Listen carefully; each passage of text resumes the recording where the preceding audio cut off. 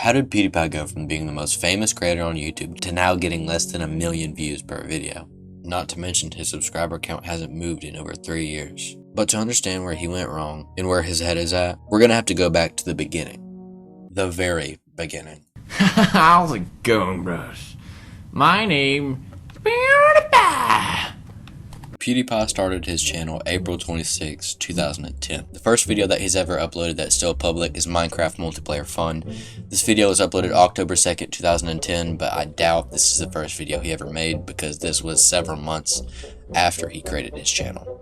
But I said the very beginning, didn't I? His start on YouTube actually didn't start on the PewDiePie channel, but over 4 years before that, on this channel called PewDie. That's where he got the name, PewDie. Yeah, this channel was created in 2006, so this was the real first channel that I know of. But if you've been paying attention, you might have realized that his description says that this is his second channel. But this was created in 2006, before his original channel. Could there have been videos on this channel before 2010? I don't know, maybe. I guess we'll never know.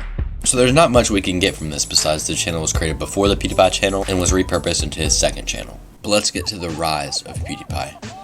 At the beginning, Felix played Minecraft and Call of Duty, just like all the big YouTubers did back in the day. But he wasn't known for his skill, he was more known for being funny and captivating an audience that way. But what he would soon find out is that he can captivate an even larger audience with a different genre of games. Horror games.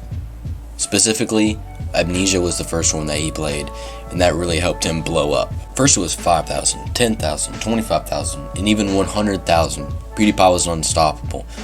And he finally found his niche, horror games.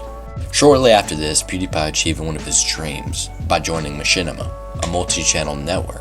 This meant that PewDiePie was monetized, and he could finally make money off of his passion. Things are looking pretty good for Felix.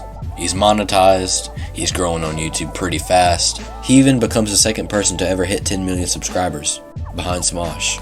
Then, a couple years later, Felix unboxed this, the 50 million subscriber award. Felix was the very first person to ever hit 50 million subscribers. And then T-Series got a 50 million subscriber award. Hopefully nothing happens between these two channels in the future. It smells. Editing. Subscribe to Keemstar.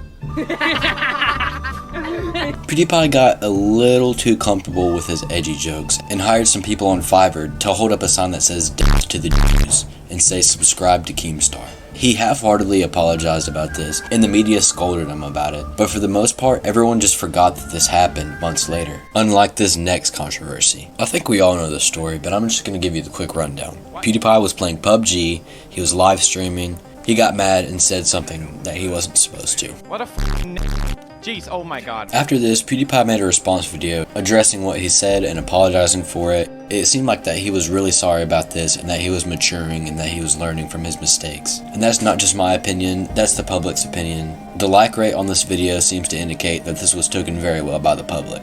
After this, it just became nothing more than a meme on his channel. The sub war. PewDiePie was sitting at around 60 million subscribers or so when this Indian company T-Series started gaining on them. And obviously PewDiePie's loyal fans didn't want his 5-year reign on YouTube to end just by some soulless company. So then is born the Sub to PewDiePie movement, to make sure that PewDiePie reaches 100 million subscribers before T-Series. And YouTubers came out to support him.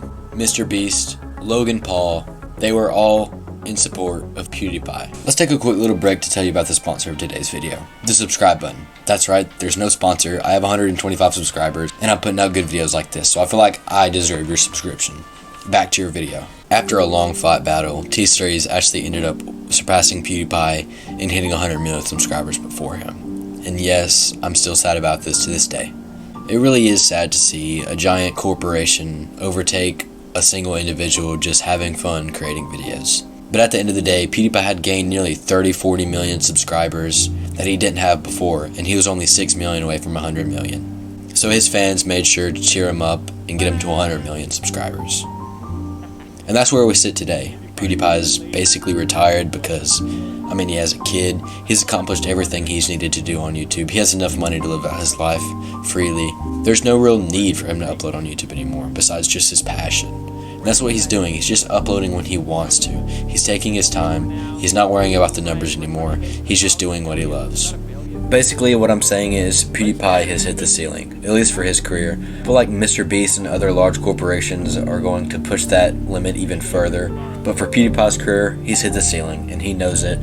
He's just going to live out the rest of his life and enjoy the YouTube career that he has had. And to me, that's a win in my book. Well done, Felix. PewDiePie.